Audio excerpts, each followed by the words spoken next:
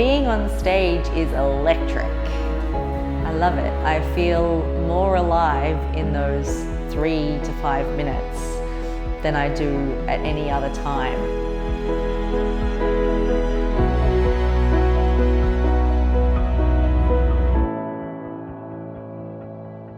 I am a woman doing something taboo and reclaiming my body for me in a safe environment where I'm not told that the fact that I'm pursuing my own sexuality means that I'm lewd, crude, or a slut.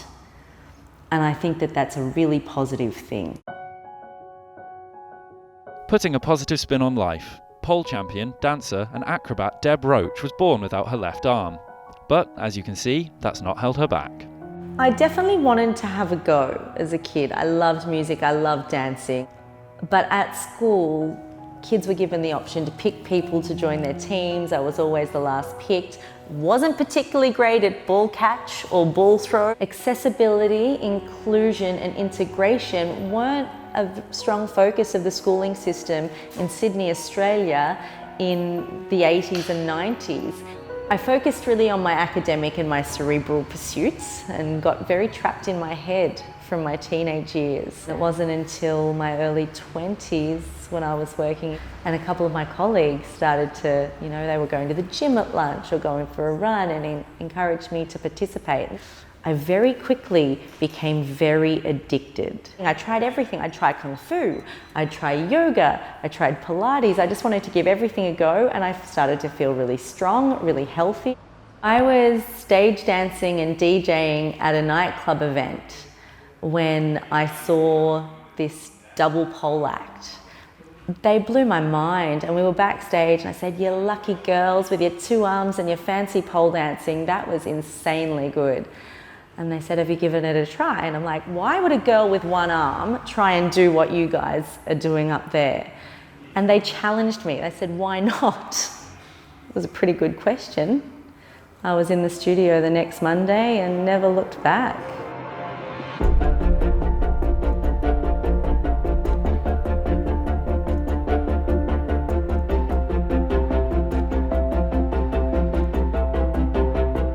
Pole dancers as a community are really supportive and encouraging and welcoming. Things like climbing the pole took me a lot longer because my teachers had always trained with 2 arms. It was still a pretty new sport back then. Deb learnt a number of adaptations, taking traditional pole moves and making them her own.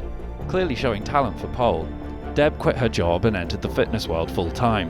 She started winning local pole competitions, but there were bigger triumphs to come. November 2011, my phone rings. And a lady called Natalie Tekanawa introduces herself as one of the people working behind the scenes for the International Pole Championships in Hong Kong in March. They said they had a disabled division. I ended up going there, then I won. That's when my mind was absolutely blown.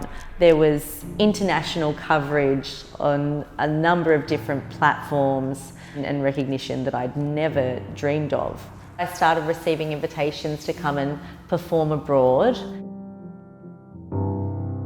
Deb now travels all over the world to perform and to teach pole, including today at the London Dance Academy. One more time.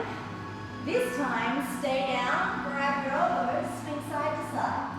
I've taught women who are grandmothers. I've taught lawyers and doctors, uni students, mechanics. The thing I love most about pole dancing is actually in teaching.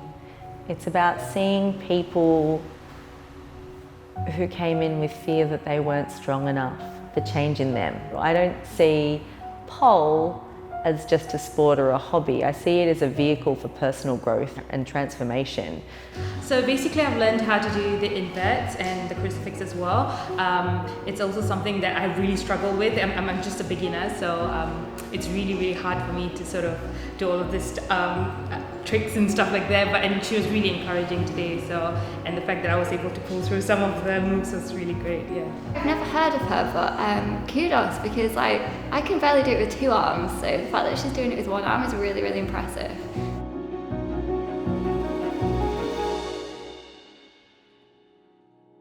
There are definitely some shock reactions, students that can't believe that they're in a room with a one-arm pole instructor. There is also this beautiful thing that happens with the student-teacher relationship. I get loads of students, every class I teach, that forget to use both arms. I'm like, both hands, and they'll still be there just with the one hand going, because they're mimicking their instructor. So that's very cute. There are still people out there that believe it only exists in a strip club, but there are ignorant people all over the world. That's not really my problem. If they want to look at me and think, oh, she's a pole dancer, that means she's a stripper, more's the pity, because they don't get me.